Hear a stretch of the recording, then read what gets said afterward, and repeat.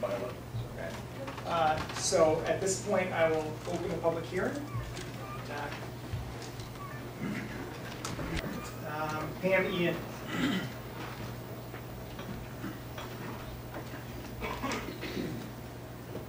Thank you, council members. My name is Pam Ian. I live at 296 Pleasant Street in Concord. I've been a resident here since 1996. As a former police officer, I find the militarization of the police over the past few years to be very disconcerting and disturbing. The city of Concord does not need this vehicle. The original intent of police departments was to protect and serve, and with this type of vehicle, it reinforces a sense of predatory government at work. Police officers swear to uphold the Constitution, and their allegiance should be to that document and not to the whims of government agencies. And unfortunately, I do not believe that many officers understand this distinction today.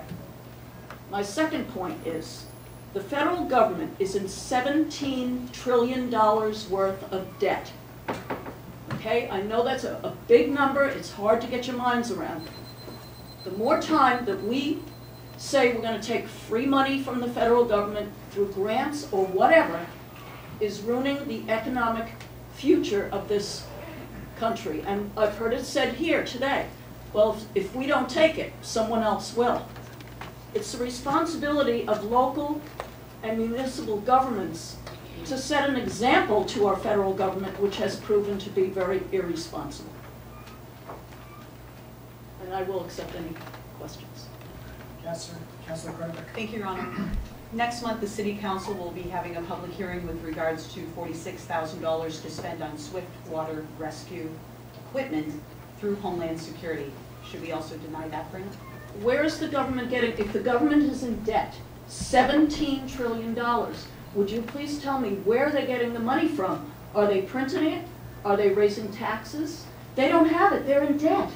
And I just don't think that the local governments should be contributing. I hear the same thing at the State House with the Medicaid money, that it's free money from them, they're going to pay for it. It's coming out of our tax money. And the federal government has proven that it is very irresponsible with money. And I don't think we should be contributing to it. Thank you very much. You're welcome. Jim McConaughey.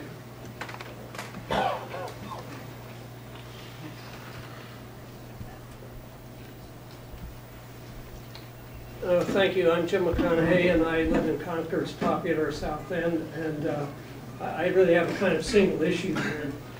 I'm glad Pam Ian brought up the federal deficit because people's eyes, glaze over sort of instantly. But it's true. Every time the Department of Homeland Security gives away one of these BearCats, they add another $250,000 or so to the federal deficit. And if you care about that, you start doing something about it at this level. My main issue with this project is that it's part of this, what I would call this addiction to the federal handout, and this process that's in place that distorts your planning and your decision making and your setting of priorities. If the money is coming from some department of the federal government, then it doesn't need the kind of scrutiny that it would get if it came from the taxpayers in the city of Concord. And I think the chief made his own point here tonight, that he would not come to you and ask you, the citizens of Concord, to pay $250,000 for this machine. So I think you need to build some kind of process into your decision making, this grant for swift water rescue and everything else that you get, so that you actually look at that money that's coming from the federal government as if it were your own money, as if it were coming out of the pockets of your own citizens. And I would like to see this council really take some leadership in this, and to tell the people of the rest of the United States that we're not going to ask them to help pay for, frankly, a semi-military device which has about as much utility here, I think, as probably a nuclear submarine. There's no counting. It was a good line, but I only use one. I'll take. Are there any questions? Councilor Credit? Thank you, Your Honor. The city of Nashua paid for theirs with drug seizure money. That would be acceptable? Well, I don't know. Is it their drug seizure money? It was money that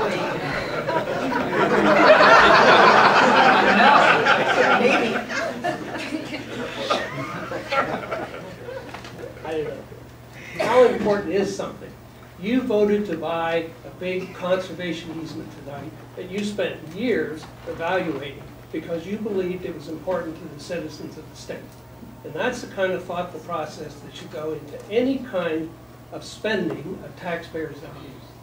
And that's not what you're doing with this BearCat machine. So, thank you. Thank you. Thanks for the extra. We didn't vote on the property yet, but thanks for coming. Samantha Kleinberg.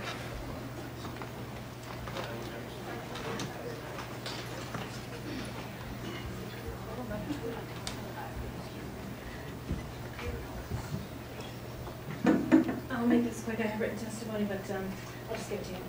My name is Samantha Kleinberg. I'm a Concord lifer. I was born in Concord Hospital. And I don't take a personal offense to you calling Free Staters terrorists. I take a personal offense to you calling anybody a terrorist. I know you people didn't, but it's on the application. I know you're sick of it. You're going to hear it over and over again. Sorry, it's the application that you're approving. So it is what it is, and it's fraudulent. And if you vote for it, you're voting for a fraud. That's all.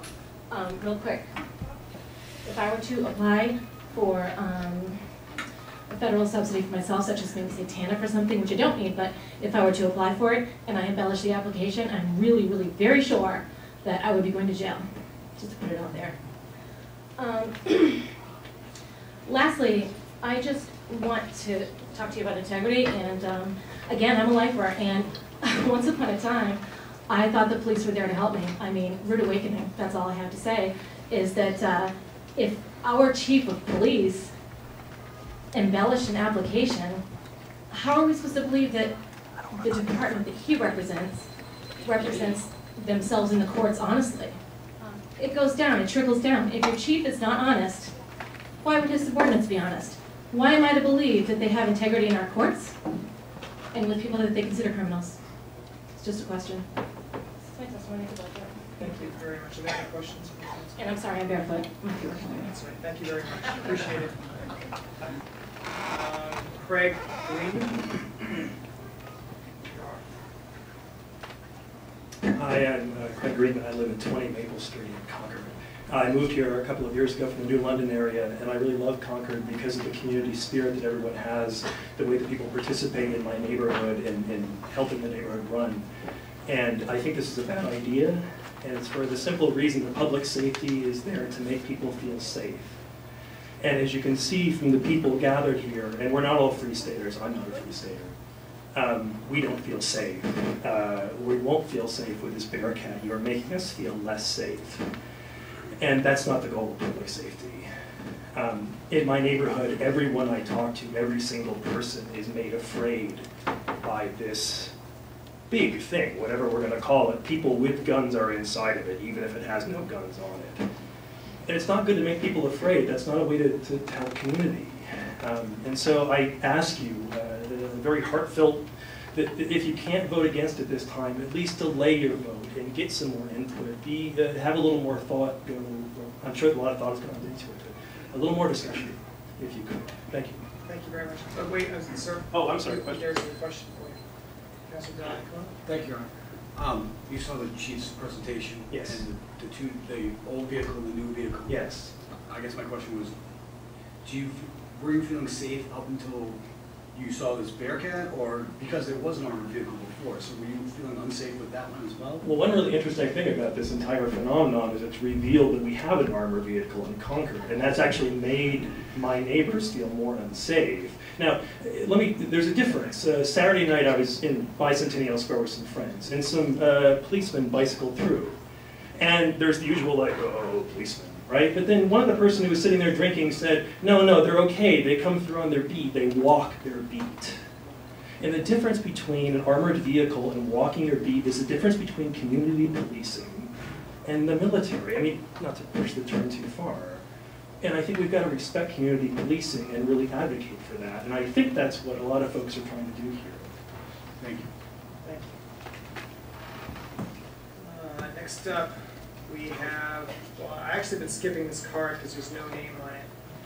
But they're here representing humanity, so I can't pass this. So if you're the one up, I'm representing humanity, and you want 90 seconds, so I'm going to give it to you. That counts as part of your 90 seconds. That's all right, I ran over here, heard this was going on, so I just needed to get it. Thank you very much. What's your name, sir, and where are you from? Humanities. Pete Martino from Epsom. Thank you. You don't need this. You really don't. I was a colonel, I'm a retired colonel in the Marine Corps. I saw a sign back there that said, we want more Mayberry and less Fallujah. And I spent a year in Fallujah. And you know what? When I first got there, I didn't have armored Humvees, and I traveled over 10,000 miles over there. And sometimes you got to deal with and go with what you have. And so that's part of the job, for one. The second thing is, though, when I was in Iraq, I was in charge, I was the Ministry of Defense Coordinator. My job was to man, train, and equip the Iraqi army in Al-Anbar, Najaf, Karbala, and northern Babil provinces. And I can tell you right now, well, somebody had the great idea to get rid of the Iraqi army, so when we rebuilt it, we did everything we could to make it as strong as possible. And I'll tell you right now, Homeland Security would kick their butts in a week. What's happening here is we're building a domestic military because it's unlawful or unconstitutional to use American troops on American soil.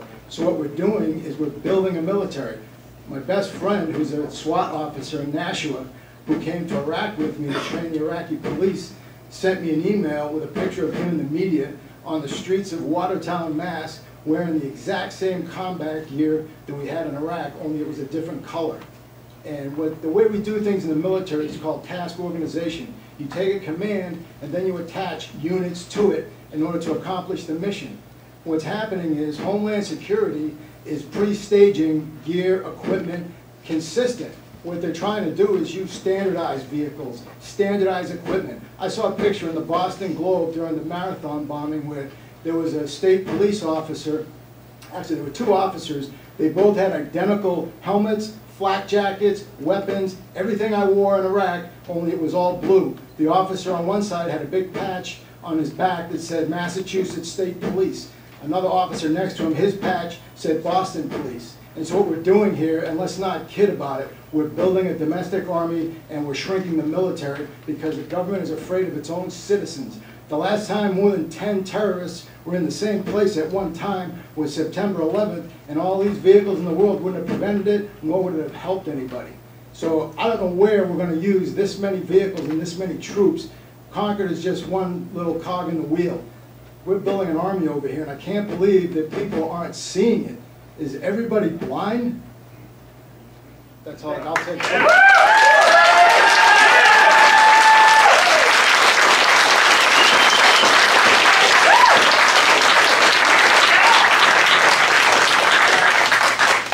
Please, I know it's a passionate issue, but if you please, for the first time, I'm asking you not to boo or clap one way or the other.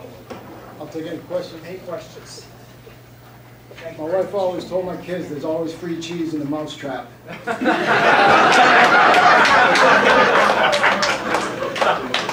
right, Ray Fitzgerald. Can I use my time to Gray? How do you know he's going to use all his time? Let's see, let's give him a little credit first. Mr. Fitzgerald, you can state your name and where you're from.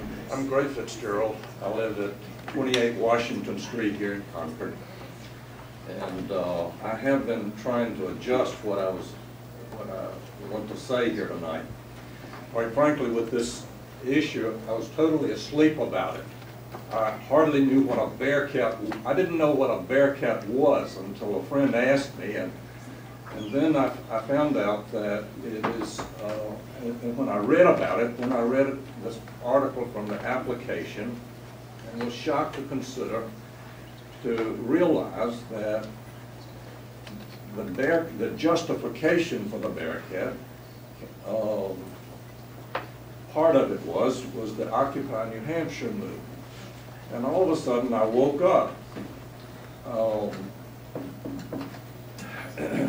I wasn't deeply involved in that. I was marginally involved in it. But to find that I was a threat, a public threat, a daily threat, I was really shocked. And it's more disconcerting because according to its website, the Occupy movement in New Hampshire no longer exists in an organized, functioning way. And so then this application is using a non-functioning organization to justify its application. So for me then, if that's the case, when you're looking at the organization listed was never violent and presently is not functioning, then the current rationale for obtaining a BearCat is invalid from my perspective.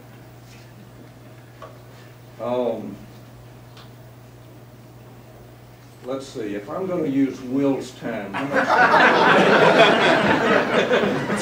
What's Will's last name so I can take his card out of the Hopkins? All right, keep on going. All right, I'll do one more paragraph here. Some of us are concerned about the militarization of our police force. One website contrasts the difference between the creeds of the military and the police. It states that the military unit's mission is to deploy, engage, and then destroy the enemies of the United States of America in close combat. That's the soldier's creed. The police creed, as some other people have said here tonight, is to protect and to serve. And so our understanding is that the training for this BearCat comes from the military. And so with training from the military and the use of the BearCat, we're concerned that it's easy for the military creed of conduct to start overcoming the police creed of conduct. And that concern is heightened when we look at what the acronym for BearCat stands for. The acronym stands for Ballistic Engineered Armored Response Counter Attack Truck. It was presented here tonight as a rescue truck. I hope that it's used that way. But it's designed to be a military attack vehicle to destroy the enemy. And so, given that, since a number of us here have been designated the enemy, we have some concern about that.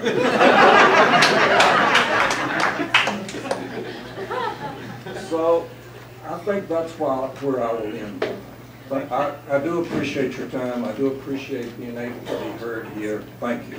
Thank you. Are there any questions? Brian Blackton?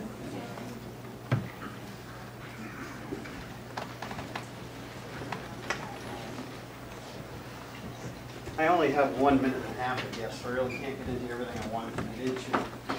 Part of my problems with some of the lies in the application, I would... Actually, could you sit down first? Sure. And, introduce yourself and state your name. My name is Brian Black, and I live in Ward 4, and I own a business here in Concord, and I have a problem with some of the lies in the application. I would direct your attention to number 33, fraud. I'd read that before you vote yes. Some of these things are very pink in the application here, and I know I only have a limited amount of time.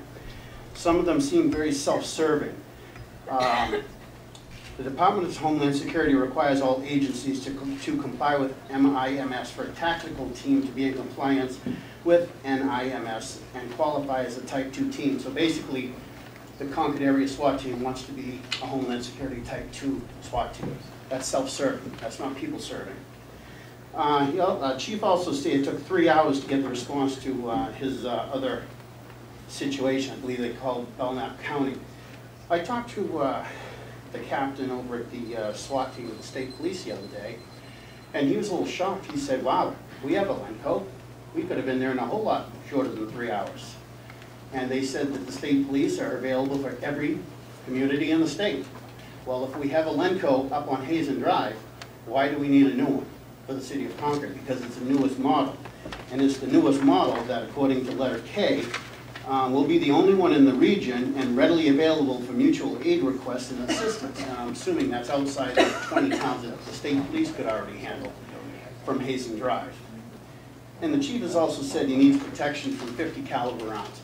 In case any of you don't know what a 50 caliber round is, I'd like to show you. It's called an anti-aircraft round. And it's this big one right over here. Okay, that takes down planes and big armored vehicles and stuff like that. It's a military round, a 50 caliber round. And I just want to let you know that Carl Drager used this little tiny one right here. Okay, this is a 223. Carl Drager used this. The chief wants protection from that big one down on the end. Okay. The average time for the BearCat to respond to a unit, even if it's in Concord, is 15 to 20 minutes. That's not going to save the life of any officer responding to a scene, because the average bulletproof vest will do this to a rifle round. It goes through them.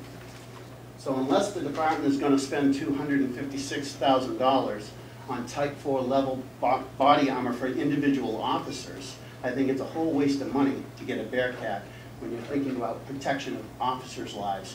Because my little bad artwork down here, again, there's 8 guys, little blue dots here. There's 8 guys in a BearCat. They have to get out of that BearCat at some point to get the bad guy. They need body armor to do that. Or you can spend that kind of money and have 50 officers protected properly to go after the one bad guy. So if you're thinking about spending $258,000, I would rather protect 50 people than 8. Thank you, Mr. Rankin. Is that a standard issue? This is the standard level 3A. What is that, an insert that goes in between the black part of the vest? Yeah, this is just the insert that goes in there. That was actually mine when I worked for the state. So what are you suggesting?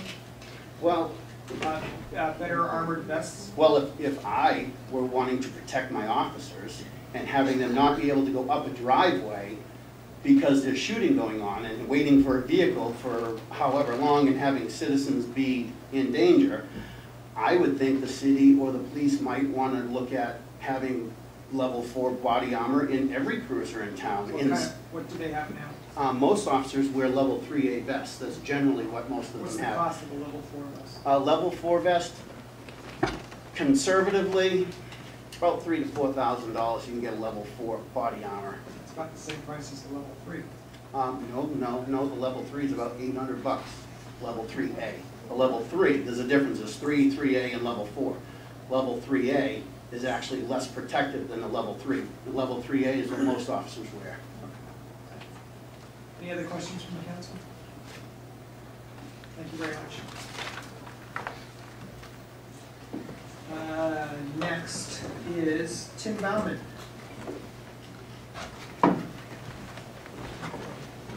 Good evening. I'm Tim Bauman. I live up on the Primrose Drive up in Pennacook, and Jennifer Kretovic is my counselor, and Steve Triplett, I believe, is my rep. I think most everyone else has covered, a lot of the issues in regards to the particular groups being pointed out, and it seems there may be a resolution to that. That does not, however, resolve some of the issues regarding the emphasis on community policing. The gentleman over there in the vest, I think, stated things very well, very rationally. The gentleman who also spoke earlier, who had been in Fallujah, related the issues to the difference between the military and community policing. That really, I think, is the main emphasis I want. I guess I didn't know how much I had grown to appreciate the character of Concord the 6 years that I've been here, until I felt it was being threatened. And that threat seems to be coming from this approach to policing, and not from what I see every day around me, which is a friendly neighborhood. That's it. Thank you very much. Any questions, Neil? Thank you, Mr. Bauman. Neil Connor? Neil Connor? I had elected not to speak. Okay, thank you very much. Leah Waltzko? Sorry if I'm mispronouncing your last name. Leah Waltzko? Waltzko. Thank you. I'll try not to repeat. I'm Leah Walchko. I live in Manchester. I do pay federal taxes though, so I feel I have something to add to this discussion. I'd like to talk about numbers for a second that haven't been discussed before. On the $17 trillion we spoke of, and other things like that. I understand that the police officers run toward danger, and that's an admirable thing. That's what heroes do. But we need to put things into perspective when we govern, and like the prayer that you started your meeting with today. You have to weigh everything and use justice as your measuring stick. The Bureau of Labor Statistics reports every year the 10 most dangerous jobs in America. Police force members are not on that list. Taxi drivers are, roofers are, who else do we have? Farmers, garbage collectors are more likely to be seriously injured or killed in the line of their duty. So I understand the police officers want the most up-to-date equipment that they can get. That makes sense from their perspective, but your perspective is one of justice. And that same money that will be used and can't be spent again could buy, instead, 182 New Hampshire residents food stamps for a year. It could buy 1 year's Section 8 housing for 60 average recipient families in this state. It could buy 1 year's disability payments for 8 100% injured veterans that have come home from serving us overseas. It could buy 32 single-parent, 2-child families TANF assistance for a full year. These too are real threats. Hunger is a real threat. You can die from that as well. I ask you to weigh with justice and rationality and not be driven by blind fear. One last little set of statistics for us to put some things in perspective. I don't know if I have I heard Chris Booth say that every couple of years someone dies in Concord. I did some investigation, and all I could find was in 2011 there was a single murder, and you had to go back to 2004 before that. 2 people since 2004 have been murdered in this city. You are, and this is from the federal government as well, National Safety Council, your chance of dying from a hornet stinging you is 1 in 71,000. Your chances of dying by being struck by lightning are 1 in 126,000. And your chances of dying from a terrorist attack are 1 in 20 million. So we need to put the brakes on the fear, and we need to act rationally. Terrorism works because it makes people irrational, and it makes them destroy themselves. That's what's happening. Thank you very much. Thank you. I have a question. You alluded to the things that the money could be better spent on, but do you believe that actual federal money would ever be spent on anything except for safety?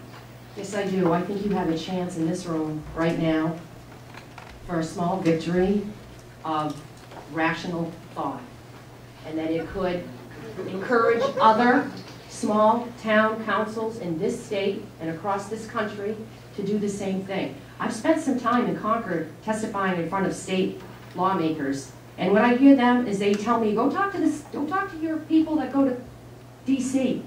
I come here, I'm told, go talk to them. There never seems to be any place to go to put the brakes on everybody running our country. You want to know what the real danger is? Cast your glance over to Detroit. Take a look at what's happening in countries that are going bankrupt over in Europe. We have real danger coming. Yes, I do think that it's possible that if we made the right decision here, and I implore you to do that, and I don't mean to now make anybody angry, and I'm not a member of the Free State Project, but if I lied on a government form, I wouldn't be able to fix it with a little side deal. I would be held accountable. I want that form withdrawn at the Department of Homeland Security. I don't want something else done. I don't want the Department of Homeland Security to have it in a file somewhere because I don't feel safe that those people that have come here and that have lived here all their lives are seen as a terrorist threat. I am afraid of my federal government. And some of the recent revelations, I think, show that we have reason to be.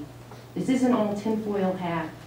And I don't know if this council can be held legally to blame if you sign off on a fraudulent form. But if you can, and you do, I hope they sue you. I hope they sue this city for as much as they can get. I honestly do. And that will cost this city real money out of this city's pocket. Thank you. You're welcome. You, sir, right in the front row. Candace. Can you get that? Thank you. Thanks. My name is Michael Laurie. I'm a resident of Enfield, Townsend Compact. I'm a third-generation Granite Stater. My mother graduated from Concord High School. I'm also a U.S. military veteran. I served in the U.S. Air Force. If you had told me 20 years ago when I was serving my country and defending it against the Soviet Union that someday we would have armed personnel carriers used to roam the streets of Concord, New Hampshire, I would have told you you're a raving lunatic. Because that sort of thing doesn't happen here in America, where people are free and we have a government that is a government of, by, and for the people. So the idea that we should have that just because it's free money, it's not free money, it's all of our money.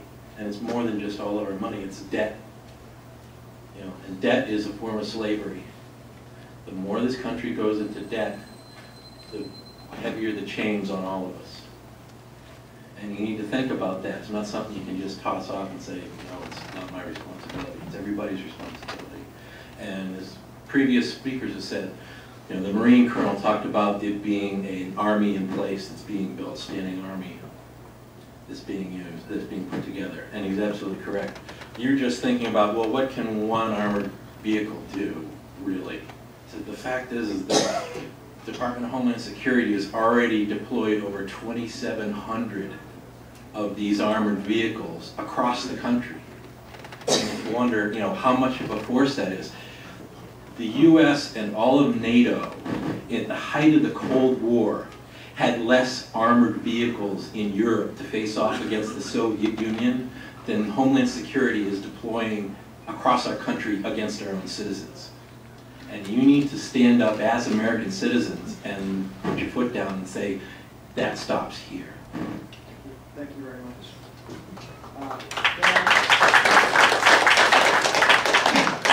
And any sir in the brown shirt? And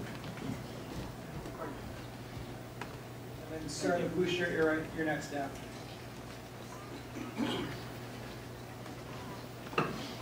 Good evening.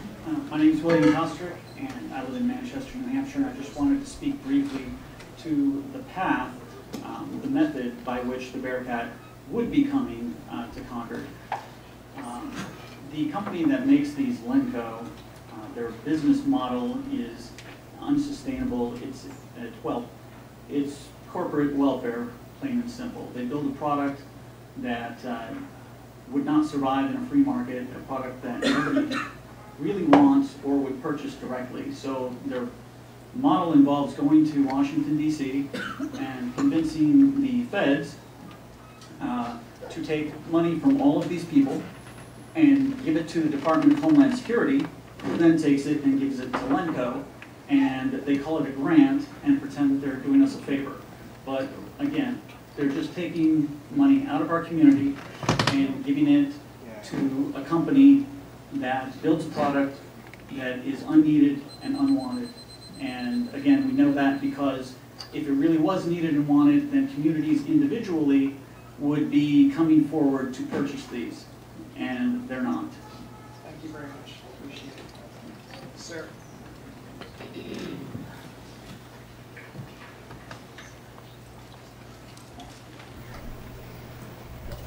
Thank you for being willing to listen to us. My name is Carla Garrick, and I'm the president of the Free State Project. My original testimony is about 3 minutes long.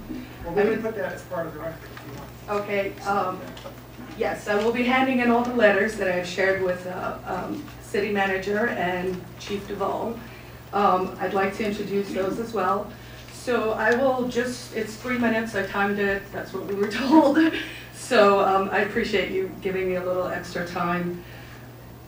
We, the people, are not the enemy. Free Staters are productive people moving to New Hampshire because of the shared values with our neighbors of small government and more personal responsibility. We are not terrorists. John Duvall testified here tonight, in my opinion, in a perjurous manner, because in his grant, he stated that Free Staters and occupiers and sovereign citizens are domestic terrorists, and that's the reason why he needs this tank. He did not mention, he said rescue vehicle several times, he did not mention that the grant application actually says that it is a attack vehicle for CBRN, which is acronyms of military note that end with nuclear and explosion. It's not good. We do not, as he claimed, pose daily challenges to the city of Concord. We are here as residents of New Hampshire, and we are also here as taxpayers of this country. It's fine for him to sit here and to testify and to say, yeah, well, we wouldn't actually get it, we don't need it that badly if we were spending our own money. But if we're spending someone else's money, hey, it's all good, let's take the money. That's not right. You know, we're good people. In fact, I ran into Claudia Ryan. I volunteer for Concord Reads at the Concord Library here. So I am deeply offended that a grant application that has certain standards to it was used in a fraudulent and misleading manner. We are here today in great numbers, and there are 200 plus, maybe even 300 people here, to say that we are raising our voices to protest the manufactured, false, misleading, fraudulent, and secret claims made by the city manager and by John Duvall, the chief of police, in a federal grant application for a ballistic engineered armor response counterattack vehicle. As president of the Free State Project, I have publicly called for the retraction and amendment of the Department of Homeland Security grant. I also asked for a list of the daily challenges that we present, and lastly, I asked for a public letter of apology for the 14,600 Free State Project participants that were defamed in this application. None of these requests were met. In fact, people in this room didn't even respect me enough to write back to me. Chief Duvall, since then, has backpedaled in public, saying, oh yeah, you know what, they don't really present a domestic terrorist threat. I guess there's nothing like being caught out in a lie. I gave the city ample opportunity to do the right thing. They chose to do nothing, which means I will be filing a complaint, as several people have already done, with the Department of Homeland Security's Office of the Inspector General for fraud and political profiling. And I actually hereby call for the public resignation of the people involved with this. When ordinary people make misleading statements on government forms, there are severe consequences, including the possibility of imprisonment. State officials should be held to an even higher standard.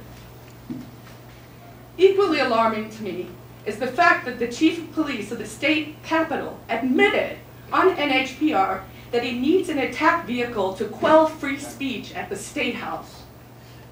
You don't have to agree with our pro-freedom, pro-choice, pro-personal responsibility, and limited government ideas to see the irony of what's unfolding here today. The role of government, I've got 2 more paragraphs. It's been way over 3 minutes, it's been 4 minutes. You can have my time. I yield my time. I yield my time. Excellent, I appreciate it. Thank you, everybody. Just remember that when you're coming back up here. You don't have to agree with our pro-freedom, pro-peace, pro-personal responsibility, and limited government ideas to see the irony of what's unfolding here today. The role of government, you, is to protect the people you allegedly serve, us. The government, you, want to bring an attack vehicle to a debate is not only a gross abuse of power, but it is unconstitutional and it is immoral. You have a binding duty to be open, accessible, accountable, and responsive to the people you serve. You have done none of these things. You have a choice right now. You, as an individual, can do the right thing for the greater community of New Hampshire and vote not to accept an attack vehicle into one of the safest and most peaceful communities in the country. I hope you will serve us well. Thank you very much.